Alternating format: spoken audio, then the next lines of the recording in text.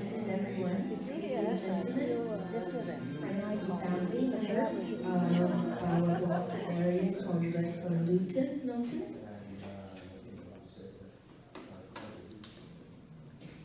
We gather here today to commemorate the meaningful life of Mr. Marius van Dijk-van Nooten.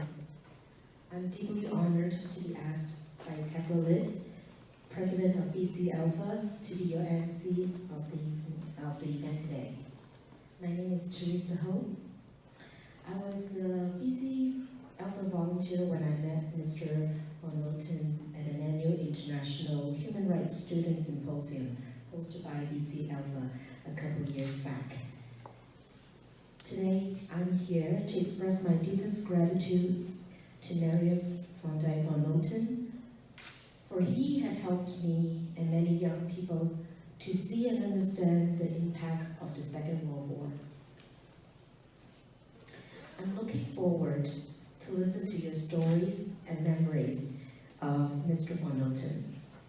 Without further ado, I would like to invite Capt, President of BC Alpha, Association for Learning and Preserving the History of World War II in Asia, to come up and present the welcoming and the eulogy. Thank you.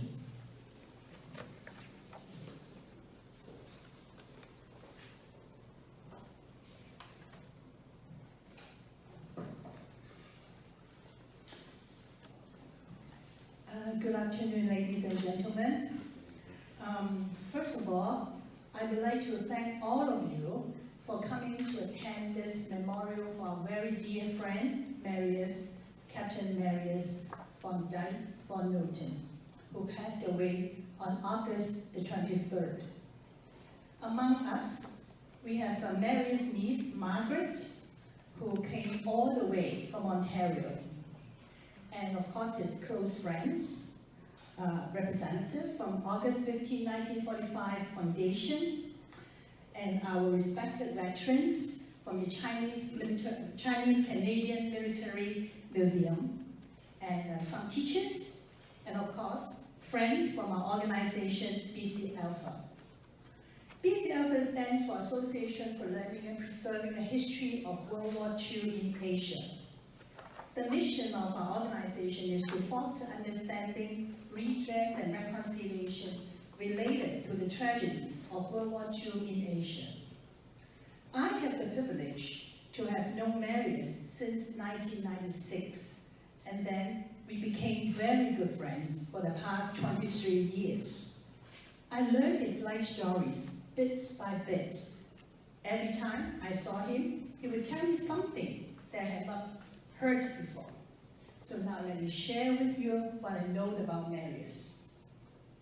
Marius was born in the Netherlands in the 1930s and spent a happy childhood in the former Dutch East Indies until captured by the Japanese Imperial Occupation Forces in 1942 when he was 11 years old.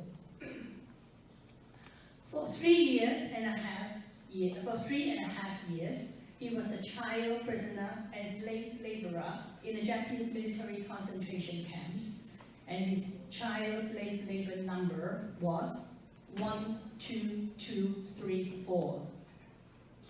Marius endured many sufferings himself and witnessed lots of atrocities committed by the Imperial Japanese forces during his captivity. After the war, he returned to Holland and then migrated to Canada in 1954. He worked all his way up from a potato peeler to become a merchant marine captain. Marius was forced to retire very early in his 50s, suffering from post-traumatic syndrome rooted in his terrible experience in the war. Recommended by his psychiatrist, his book at the 1993 World Congress of the World Federation for Mental Health held in Tokyo as part of his healing process.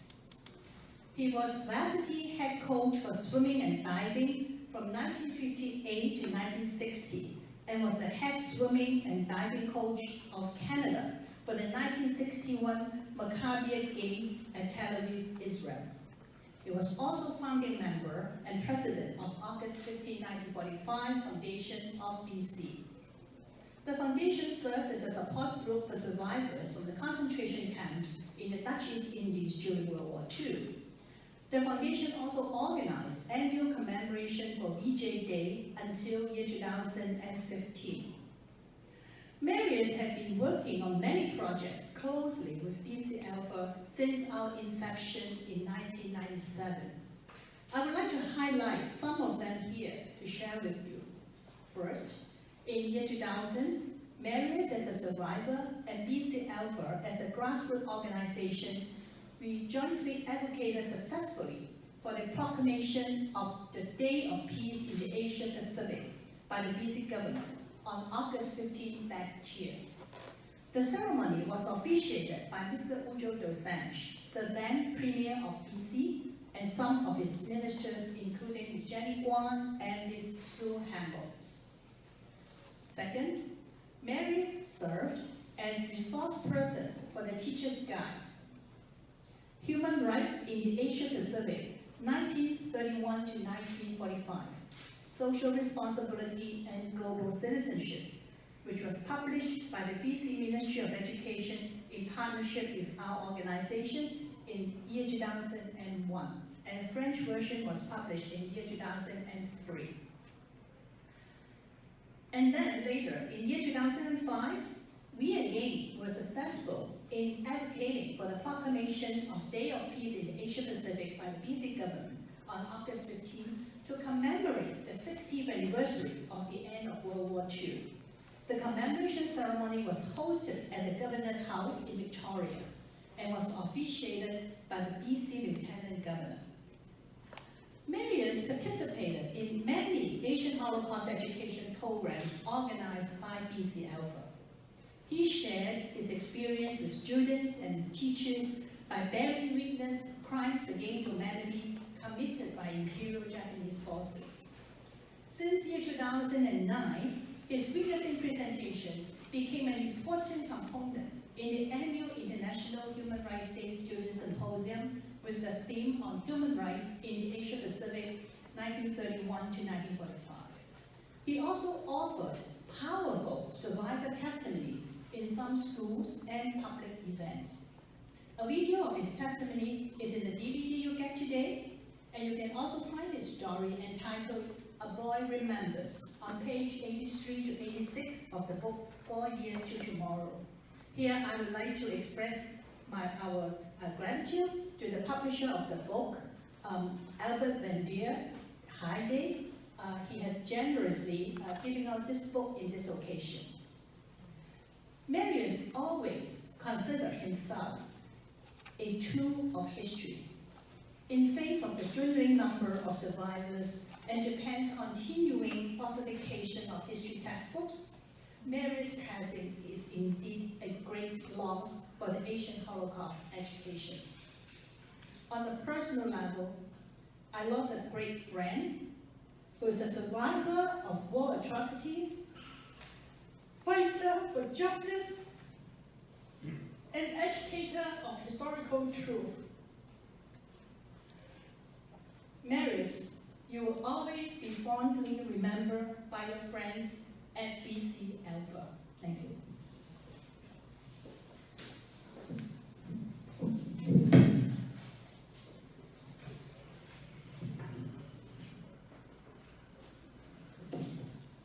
Thank you, Tekla. Now we would like to invite Ms. Margaret von Nooten to come up and to bring words from her family. And Ms. Margaret von Nooten is the niece of Marius. Please.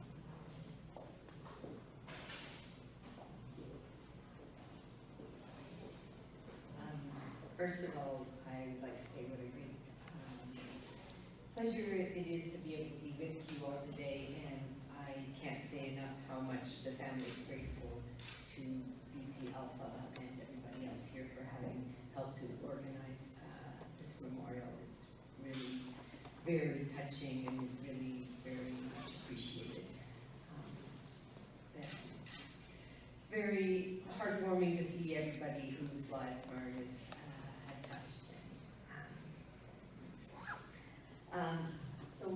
father wrote a eulogy, and so it is in the first person. So I will go. So my father was Marius's youngest brother. There were 3 boys and a younger sister. So Marius was the eldest of the family. My name is John Van Nooten, and I am the youngest brother of Marius, in whose honor we are gathered together here. We have also one other brother, Bart, who is between us in age, and who unfortunately cannot be here.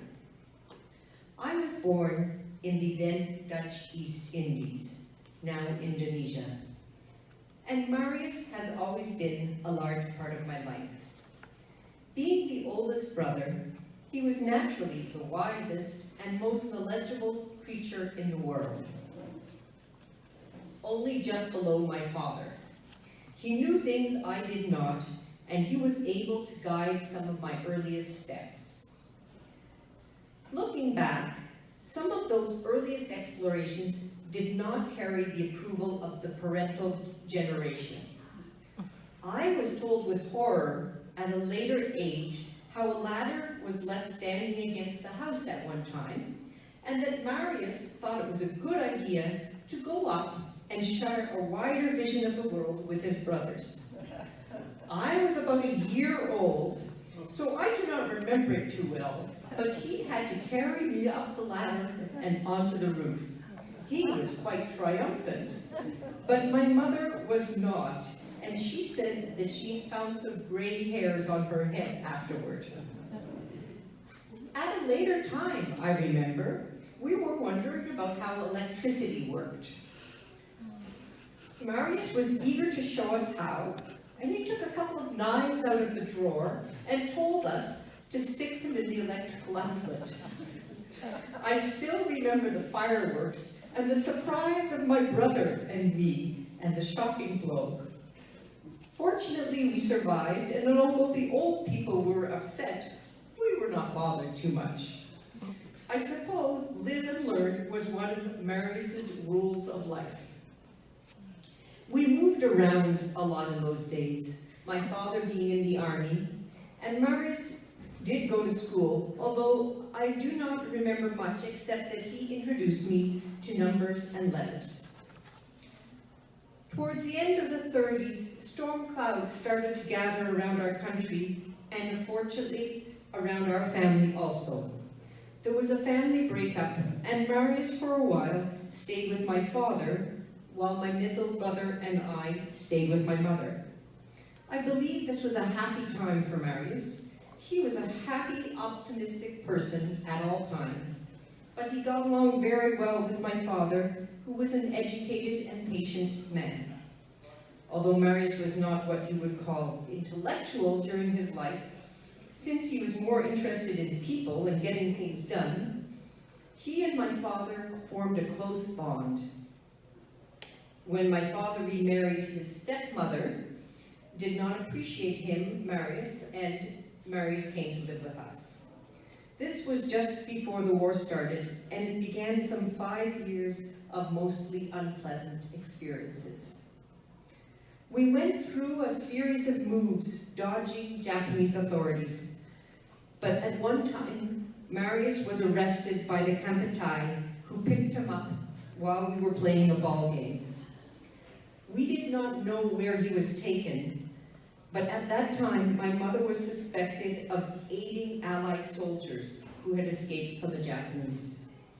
I think the idea of the Capt was that since they could not get any information from my mother, they would threaten to torture her son, hoping that either Marius or my mother would break. That adventure of his is published in the book called 4 Years Till Tomorrow, which is available here. He was badly mistreated and ended up in a hospital where we were reunited. At that time, my mother was persuaded that we would be safer in one of the concentration camps, which were then being set up. We moved into a small house with some 20 other people. In 1943, when Marius was 13 years old, he was removed from the family and sent to a boys and men's camp. He had always suffered from asthma and from what we heard, he almost died after he had been taken away due to neglect of his condition. The camp where he was sent was a men's camp. Due to the poor, an old men's camp actually. Due to the poor conditions in which they lived, many were sick and dying. It was the job of Marius and the other boys to take care of these old people and to carry their remains in bamboo coffins to the graveyard. He survived this also, and at the end of the war, he joined us in Jakarta, from where we left to the Netherlands. Ever since he was a young boy, Marius's dream had been to be a soldier. When in Holland, he made his first step towards this by becoming part of the crew of a coaster and sailing to the Baltic Sea and other places in Northern Europe. He also sailed on the larger commercial lines to the Far East. In 1953, we still had difficulty settling comfortably in the Netherlands, and we emigrated to Canada. When Marius's contract with his shipping company ran out, he came and joined us in Canada, in Toronto. But Toronto is a long way from the oceans, so he joined the Great Lakes shipping, where he spent several years. But it was Marius's hope to become captain on a ship, and so he managed to get his diplomas, first in Montreal, then in Vancouver. He gained the confidence of his superiors and became captain on a coaster distributing oil along the BC coast. So he reached the goal that he had been working towards all his life. Due to an unfortunate incident in which he briefly lost consciousness, he had to give up seafaring. It is likely that the cause of the temporary loss of consciousness was the mistreatment received at the hands of the Japanese. After he had retired, Marius's life became very busy with the founding of the August 15, 1945 Foundation. He was a co-founder of the organization in BC and made great steps in getting people together who had been victims of the Japanese occupation in Indonesia. He also promoted the idea of these organizations in other parts of Canada and made contacts with similar organizations who pursued the same goal, among which was BC Alpha. He traveled to Japan, where he gave a speech which was attended by people of many nations, including representatives of the Japanese government. One of his last endeavors was to walk across the continent to Washington, D.C., to present the grievances of those who suffered under the Japanese regime. Unfortunately, his health did not allow him to pursue this venture. During the time that he was traveling the oceans, we had little contact with him. But as soon as he had settled in Vancouver, we took up contact again.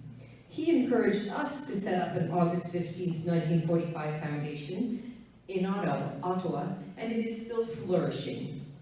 My wife and I, and some of our children, visited him regularly, as he did us when he was still capable of travel.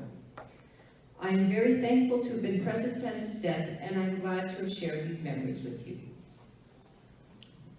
And I will just say a few words of my own regarding my Uncle Marius.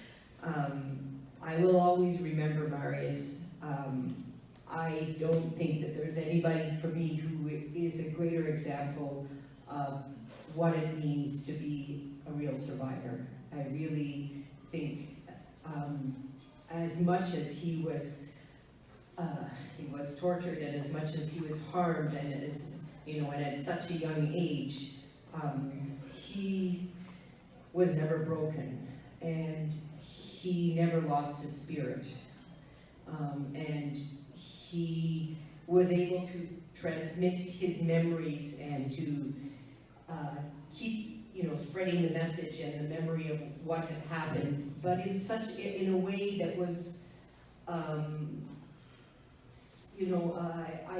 really was so, have such admiration for how he transmitted his message, because there was no hatred and there was no bitterness in it. There was just seeking for justice and seeking to have the truth known, and that was really really, really something special for me, how Marius was with that, and also how, you know, when we would speak to him, it was mostly we saw him and spoke to him on the phone. He was always asking about others, always, you know, how is your mother, how is your father, always had a humorous anecdote to tell, even though I knew, you know, in later years he wasn't, his health was poor, and so he really touched us very much with that. And I am glad that he was able to live out his life in the last decades of his life, knowing you, and also having, I think he was quite contented in his life that he was living with Daniel taking care of him, and it's sad that it did have to come to an end, but we will miss him. Thank you.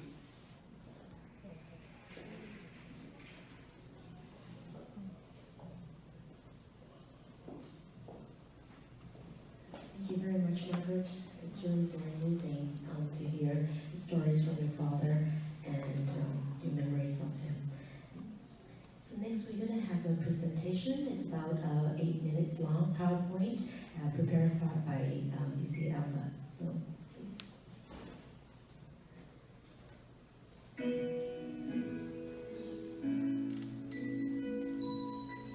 And now the end is near, and so I face the final curtain. My friends, I'll say clean. I'll state my case, of which I'm certain. I've lived a life that's full.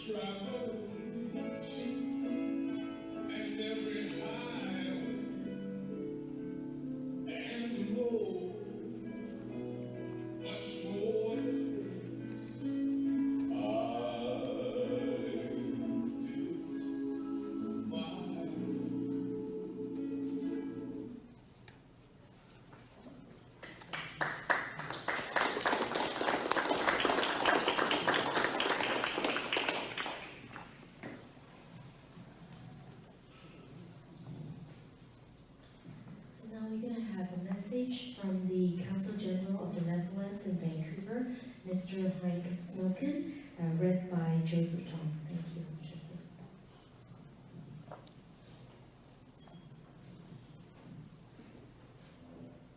The PowerPoint presentation just now brings back to me some very powerful and fond memories of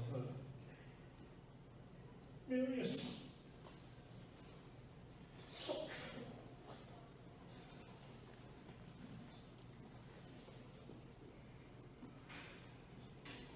I would like to read out the letter of condolence from the Consulate General of the Netherlands to the family of Mr.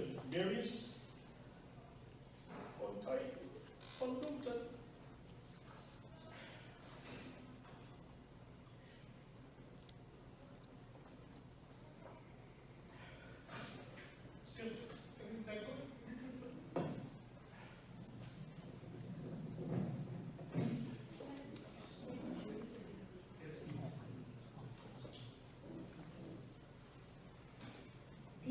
Family and friends, we were very saddened to hear about the loss of Captain Marius van Dijk-van Nooten.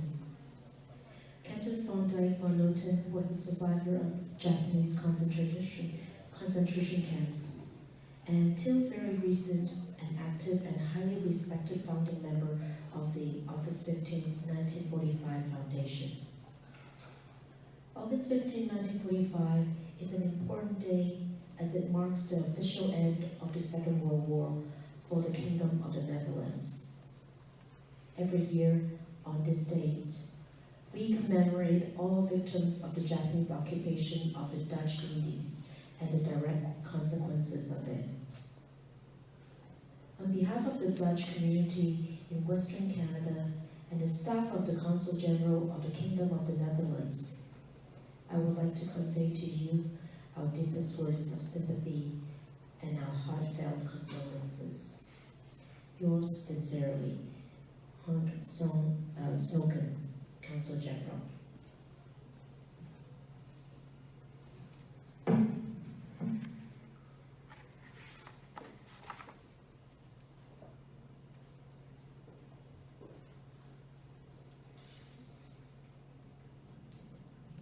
So next I would like to invite Mr. William Strong, representative of August 15, 1945 Foundation, to bring his eulogy.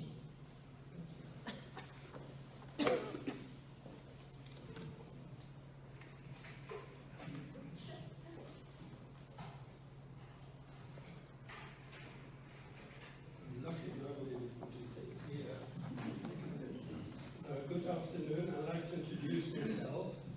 My name is Willem Strook, a very good Dutch name, and I'm the last chairman for the 15th of August 1945 Foundation. My task today is twofold.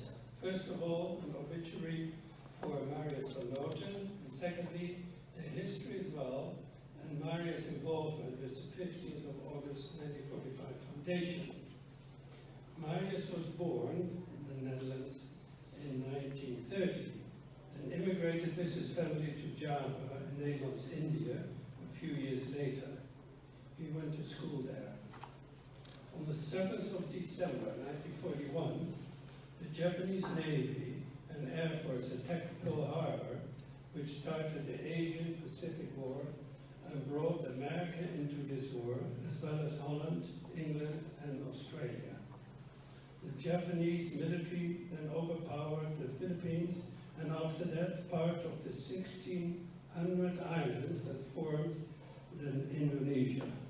The most important islands were Java, Sumatra, and Borneo, for the oil, iron, coal, and all other minerals that the Japanese army needed to fight the occupied countries. The Dutch people living in the Netherlands, India, at that time, were taken prisoners and placed in concentration camps. Children were placed with their mothers. Sons of 10 years and older were sent to separate camps where the fathers were already interned. Marius survived many illnesses, hazards, and threats in these camps, which would have killed a weaker person, but he survived. The Asian Pacific War ended on the 15th of August 1945, a few days after the Americans dropped 2 bombs, one uranium bomb on the city of Hiroshima, and on the 6th of December 1945, and the second bomb, a plutonium bomb, which was many times stronger, on the city of Nagasaki on the 9th of August 1945. The Japanese Emperor Hirohito and the Imperial Japanese troops surrendered unconditional to the Allied powers a few days later, and Emperor Hirohito's military generals accepted the Declaration of Potsdam, and the signing of this document took place on the largest American battleship in Missouri, in the Bay of Tokyo, on September the 2nd, 1945. General MacArthur signed on behalf of the Allied powers. In 1946, after the war, when he was freed by the Americans, Marius and his family went back via New Zealand to Holland, and in 1954 he had joined the Dutch Merchant Navy and sailed to Canada, where he joined his Dutch family who had already immigrated to Canada in previous years. His fulfilled childhood dream of becoming a sailor and a captain, so he traveled on the oceans, ending up as a captain of ships in the Canadian waters. He was loved and admired for his capabilities, his good nature, his generosity, and consideration for his friends and relatives. He will be missed, but never forgotten. One of his achievements was that Marius joined and started, more or less, the 15th of August 1945 Foundation, and he became the first chairman. He was also involved in August 1990 with a unique bronze plaque that was dedicated at the White Rock Cenotaph, not far from here, for the victims of war in the Netherlands, East Indies, and Southeast Asia. The inscription on this plaque reads, "In memory of prisoners of war and civilians in Southeast Asia camps. Peace came too late for many, lest we forget." December 8, 1941 to August 15, 1945. To our knowledge, there are no other cenotaphs in Canada dedicated to civilian victims of the internment camps in the Japanese occupied countries. The 15th of August 1945 Foundation is not active anymore. A very important committee member, Mr. Dirk van Doornberg, who was the secretary, who wrote for many years the journal called Tempo Dulu Journal, who was a great organizer for our annual commemoration ceremonies at the White Rock Cenotaph, passed away 2 months ago. I was the last chairman, and I took over from Edward Grayson in 2010. Our member numbers are getting smaller as time goes by, but that is life. We are the last remaining ones who survived the terrible war, and we are here to pay tribute to and honor those who lost their lives during that period. I am born 2 weeks before Pearl Harbor and was attacked by the Japanese, and I was a little 4 weeks old baby when I got interned with my brother, 6 years older, my mother, in a concentration camp in Palembang, Sumatra. My father was interned in a camp on Mantok Island, just outside Biliton, about 140 kilometers from Palembang. There my father, like many other people in the camps, and like Marius and his family have gone through as well, were suffered tremendously by the cruelties, disease, malnutrition, and he was treated harshly by the Japanese soldiers. And also due to forced labor. Not as bad as the forced labor that many prisoners underwent at Pakenbaro Railroad and the infamous Burma Railroad with the bridge over the River Kwai, and in the Japanese mines and at the shipyards and so on. There should be no recrimination, no hate and no revenge for what happened in the past. Strong in their faith is how many people survived the deprivation during that long ago war. All the above is what Marius also believed in, with the few who are still alive today. Marius continued his search for justice for those who suffered unjustly. He will always be remembered, but never forgotten.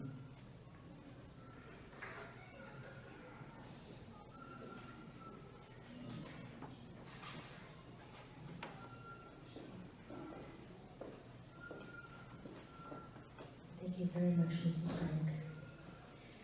So now I'm going to invite Mr. Hao Li, the President Emeritus of the Chinese Canadian Military Museum, to say a few words.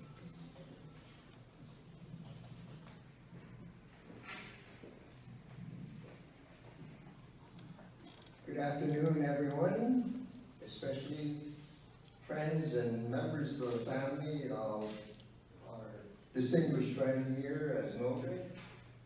And we are here today to remember and pay tribute to what we consider a special friend and a leader.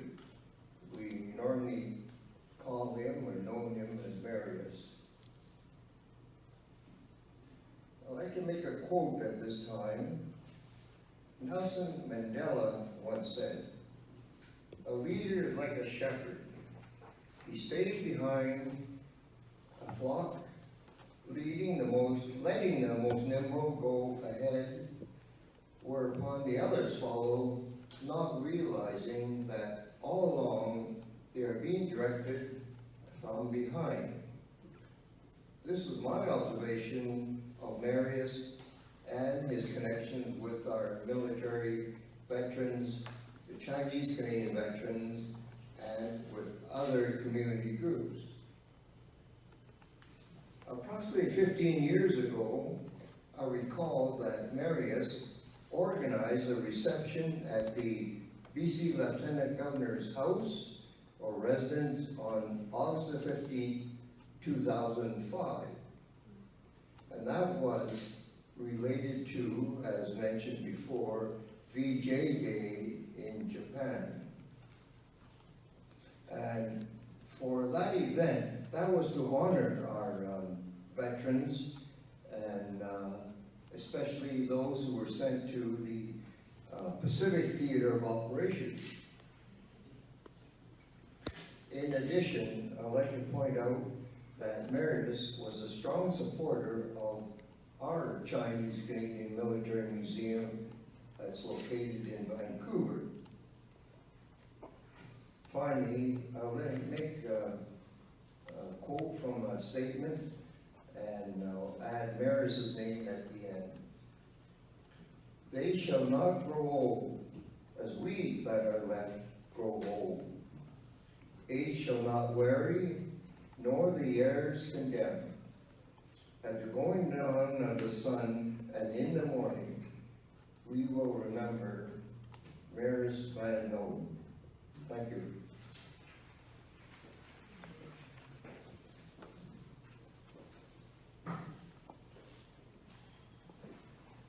Thank you very much, Mr. Lee. Now I'd like to call upon Mr. James Kiniski, teacher of Southbridge Secondary School, to come up and say a few words. Mr. Kiniski.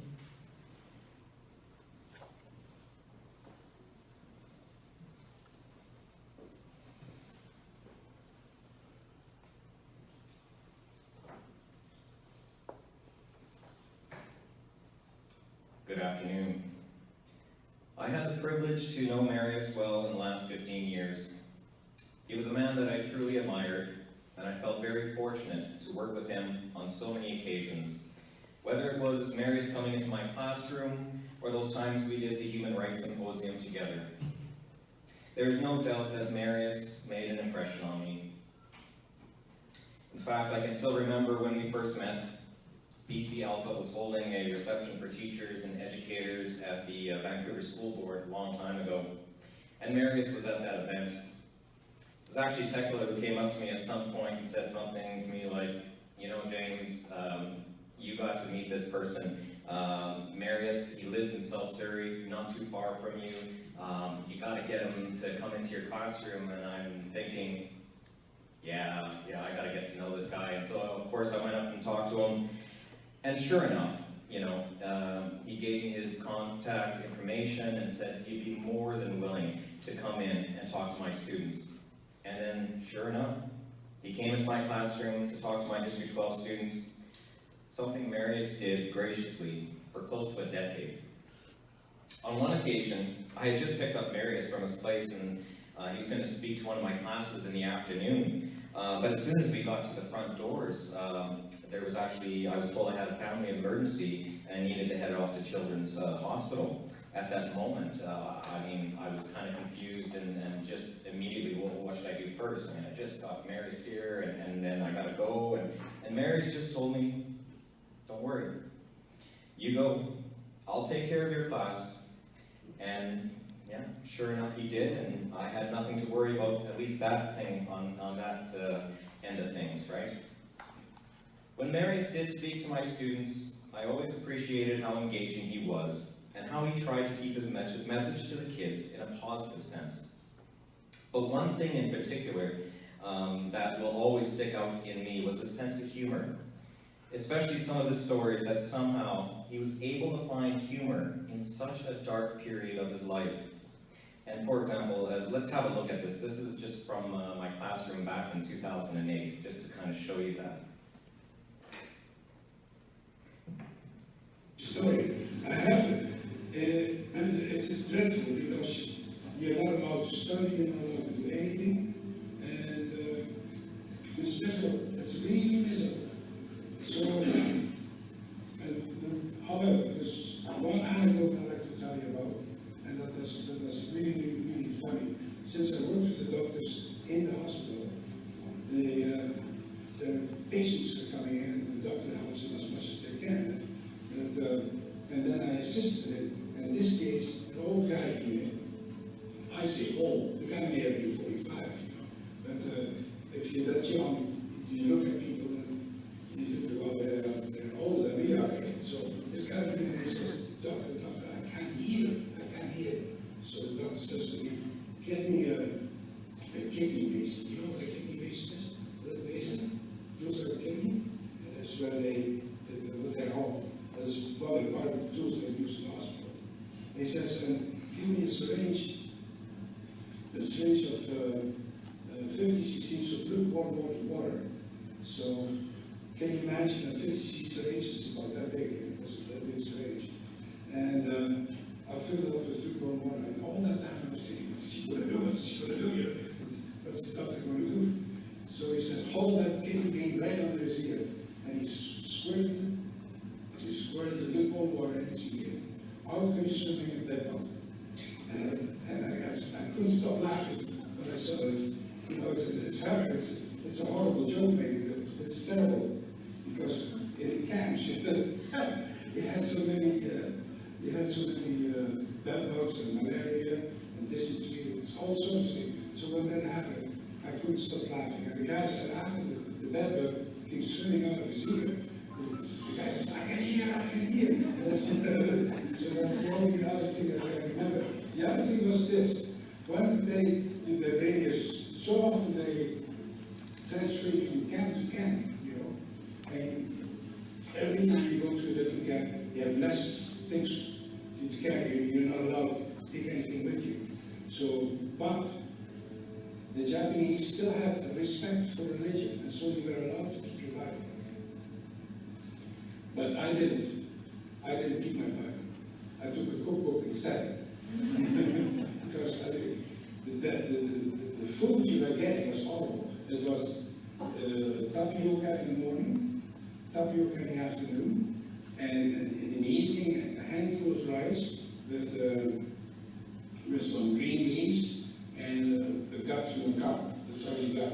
And that was our food. So you can imagine how fast you lose your weight and how fast you become malnutritious. But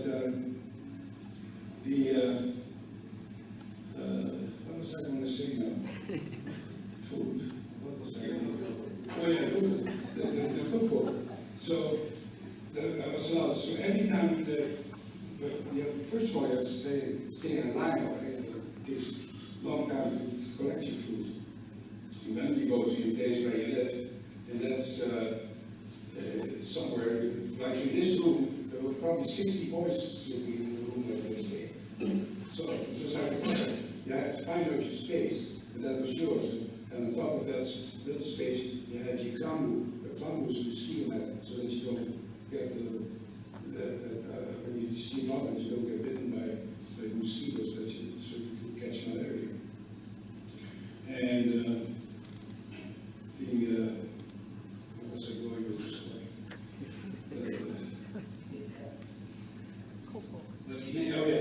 So when I was getting my meal, I would eat it slowly, but I checked the recipe and said, oh yeah, that's what I'm going to eat today. So I'm eating that recipe, you know, what I like, and in the meantime, I eat that terrible tapioca stuff. So that's one way of it. Now, in that little place where I slept, well, I'll go back for a minute to the Bible stuff. Many people died in the camps, so beside the cookbook, I eventually had a Bible, and it was a very beautiful Bible, and made out of rice paper. It was beautiful, thin paper, you know. And there were many camps, in our camp, there were a lot of old guys, as I said, they had about 45 years of age, but they were dying for a stroke. So they said, can I have a leaf out? Can I buy some cigarette paper from you? And I gave them that paper out of the Bible, you know. It was very thin. And what they smoked was teenagers, so sometimes they had tobacco, or you know what grows out of corn, that hair, the stuff that comes out of corn, they would smoke that. So I would give them one of these pieces of papers, and I would get a teaspoon of sugar for that, you see? It's Bart for your stuff. And as soon as he rolled his cigarette and smoked it, he said, there you are, you got your holy cigarette. Your holy smoke cigarette. So those you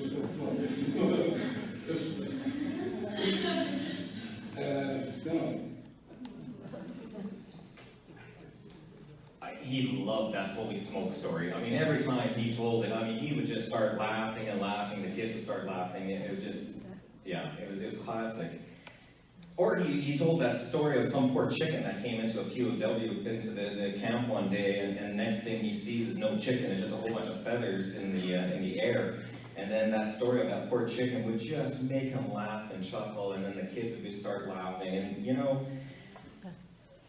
as I said, he was engaging, he was insightful, but more importantly, he knew how to talk to students well. Not everyone has that ability, but Marius did. In the past couple of years, as Marius' health and body started to deteriorate, it was very difficult for me to see my friend in that type of shape. But even through all his pain and suffering, when I would go to visit him at the hospital or at his place, he still wanted to come into the classroom. He wanted to still talk to the students. That's just the kind of guy Marius was. He was brave, he was courageous, and in essence, he was just a really, really nice guy. And I will definitely miss him. However, Marius' spirit and message will always live on, especially due to the work BC Alpha has done to preserve his history, his story, and in my history classes, as long as I am teaching, my students will always hear about Marius and some of his experiences, especially during the Second World War. It truly was a privilege to know Marius and be able to work with him. He was an inspiration to both me and my students over the years. And most important to me, he was a friend, one that I admired, and now one that I will dearly miss. May you rest in peace, my friend.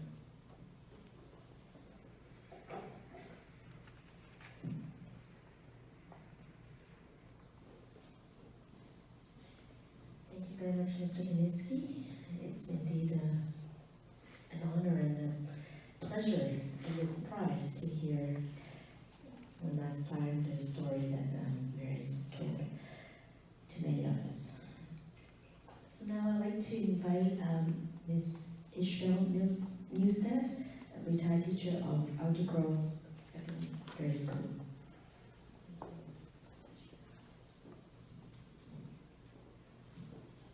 Hi, everybody. It's so nice to see so many friends, family, and acquaintances of Marius here this afternoon in this lovely setting. Marius was an amazing man. We've heard it over and over and over again. I had the privilege of only knowing Marius for 4 years, but I found out that we shared a birthday, September 21st, so it makes me feel even closer to him. 4 years ago, I was invited to attend the commemoration service at the White Rock Cenotaph. And I lived in this area for over 20 years. I didn't know it existed. But thanks to BC Alpha and Tekla and Joseph, I became well acquainted with the stories. And that summer, I was new to it all, and I had spent my whole summer immersed in learning about the injustices and cruelty, most of which have never been reconciled. I've read and listened to testimonies from many brave survivors from China, Korea, Philippines, and of course the Dutch East Indies. But Marius' story really hit home.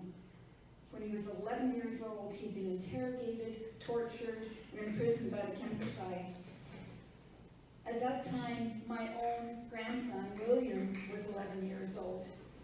When you put yourself, hear the stories of an 11-year-old and you look at your own grandson, it just broke my heart, and I had to find out more and get to know Marius, and I was very privileged to be able to help facilitate with him at a symposium.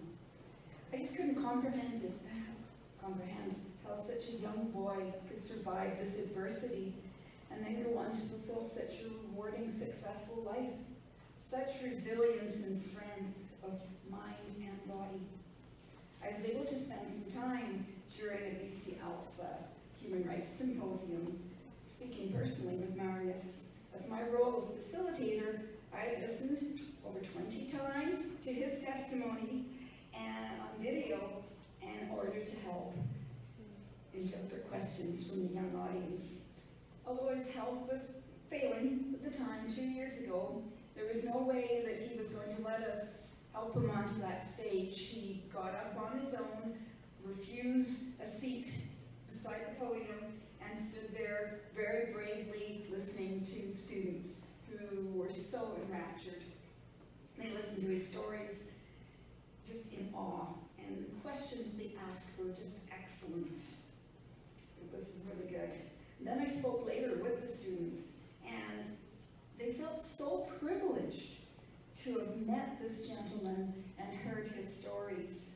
I too feel privileged to have known such an amazing human being. And I will continue with pride to share Marius' story with teachers and students in schools. Thank you, everybody, and thank you, Marius, for being such a wonderful person.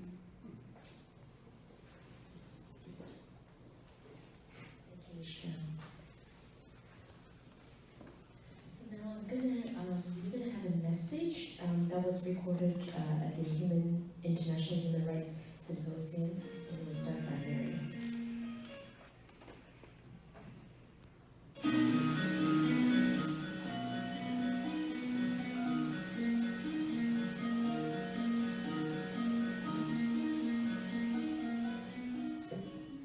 Hello, boys and girls. Hello, teachers. I look very much forward to come to your symposium, but because of my illness, I won't be able to attend this year. And I hope this symposium, you learn a lot from the history of the Second World War. 7 years ago, that we had the Second World War, and that many of us very much suffered from it. You will learn from this symposium that you can learn from people who have gone through it, because in reality, when you are picked up, put away from taken away from your parents, that you're all by yourself in a concentration camp. You really have to look at yourself to survive. And it's really essential that you look at that, because it is enormous what can happen to you. Also, the other thing is, if it happens to you, never forget home. Once you forget home, you really die quickly. Once you have listened to my story, I hope appreciate what freedom you have today, and that you can go forward and make plans and get married and have children. And that you have a more peaceful world, and you can live for freedom in Canada. What I like the students to do after that and got the knowledge of my story is to work together for peace and read more on the history. I just want the Japanese government to acknowledge the historical facts, apologize to the victims, and educate the younger generation so that peace and reconciliation can be achieved. It would be nice if the Japanese government passes in the legislature an apology so that we all can live in peace.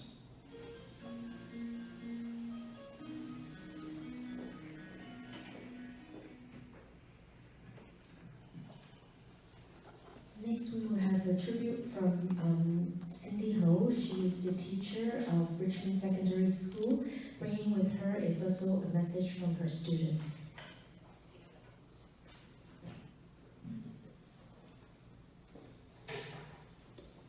Hello, my name is Cindy Ho, and I'm a teacher of social studies and history. In April of 2019, our school was fortunate enough to have BC Alpha help organize the Asia Pacific Human Rights Symposium. Marius was one of our guest speakers. As a teacher, to teach history is to try to unlock students' mind so that they can think critically and to understand the importance of the past in order to foster a sense of action and citizenship. To learn history, a learner needs to be touched in the heart so that they can continue to carry the hopes and dreams from the past generations.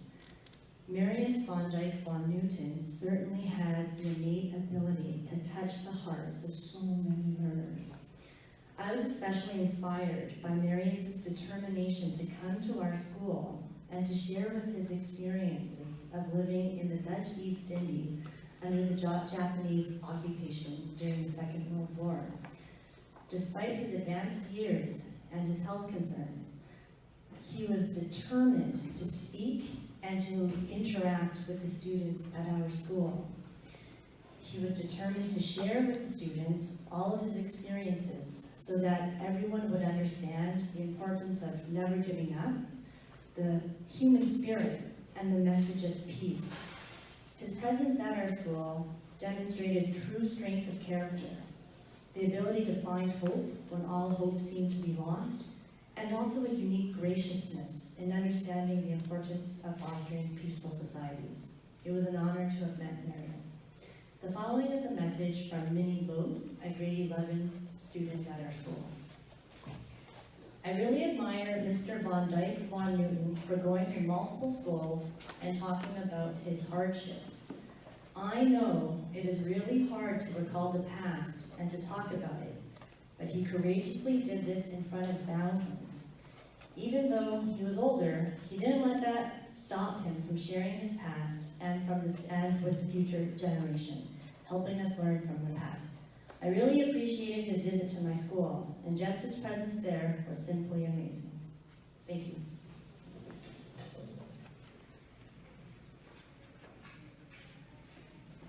Thank you very much, Ms. Ho.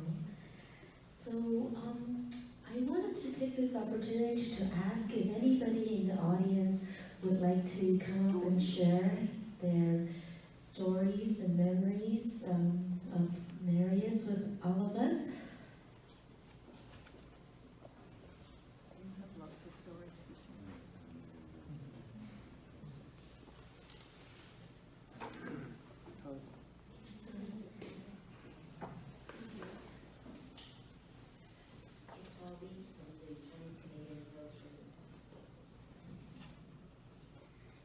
I was a very good friend of Mario's, and in the past 10 years, I actually went to visit Mario's where he lived in a house with a huge backyard. Every year I look forward to the picnic, and I could never forget that.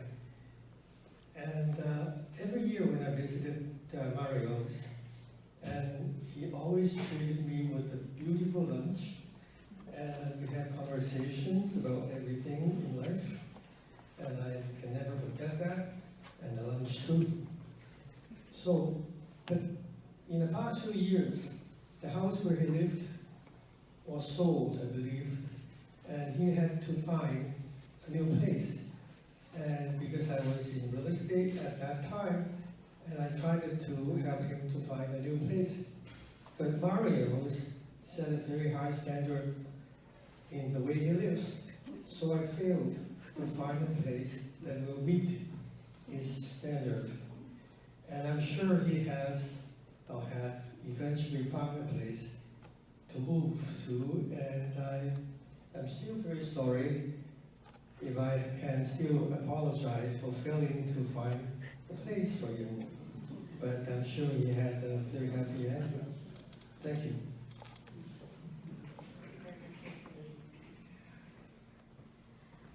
I'd like to give everybody a moment. Would you like to share with us stories, memories? Anybody?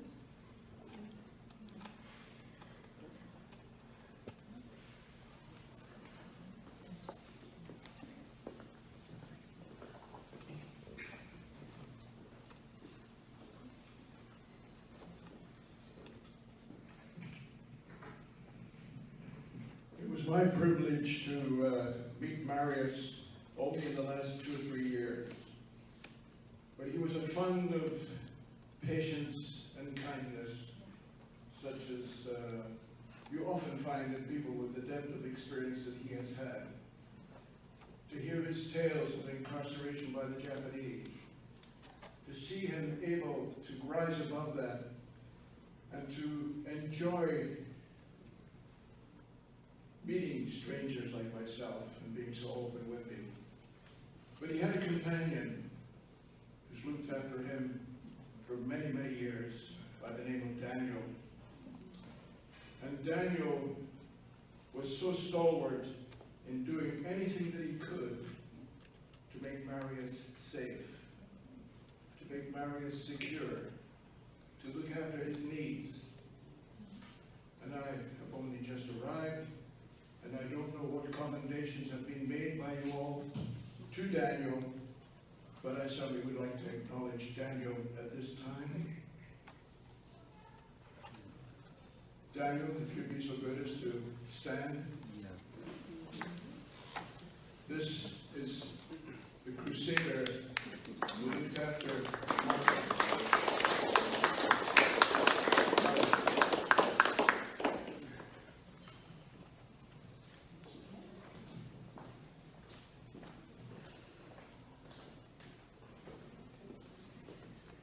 My name is Allison McLean.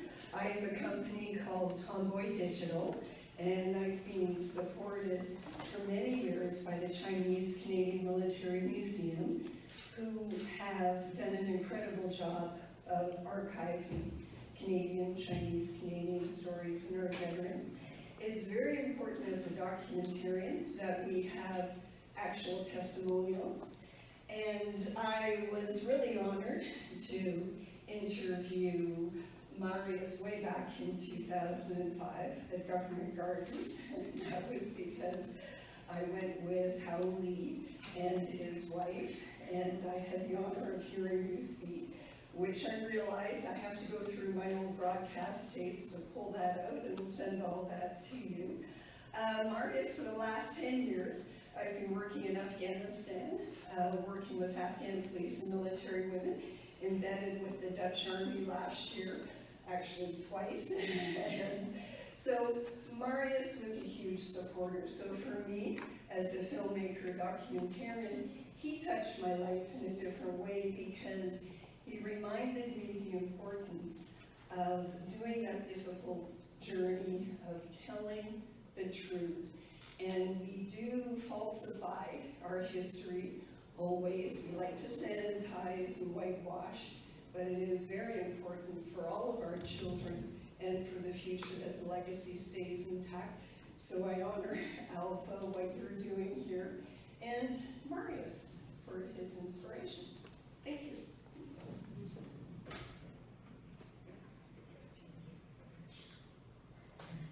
So I'm sure Marius will be approved of me going off script, and as he does always, very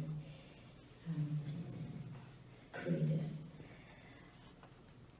So with this, I would like to conclude the ceremony, the celebration today, and indeed it was Marius lived a very strong life with lots of tenderness, humanity, and we'll remember him in each of our own ways.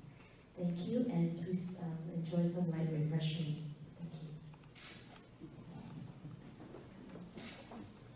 Thank you.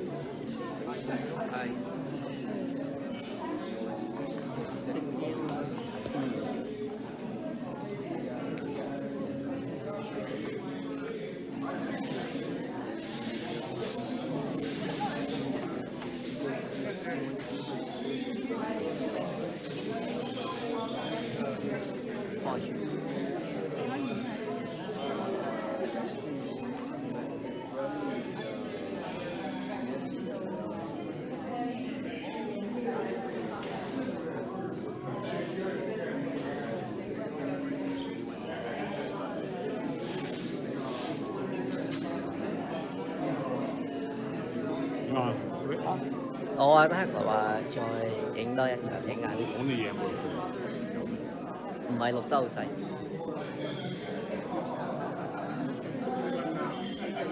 I also forgot to mention that everybody who wants to have a copy of the book and the DVD, please go see Grace.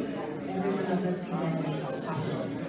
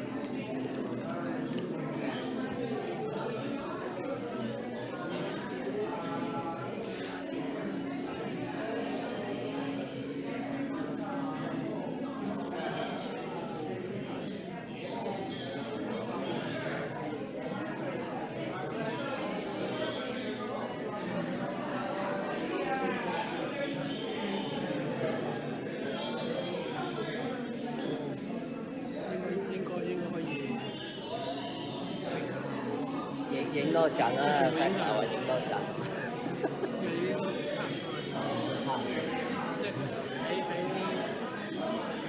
睇嗰啲都唔知做咩事。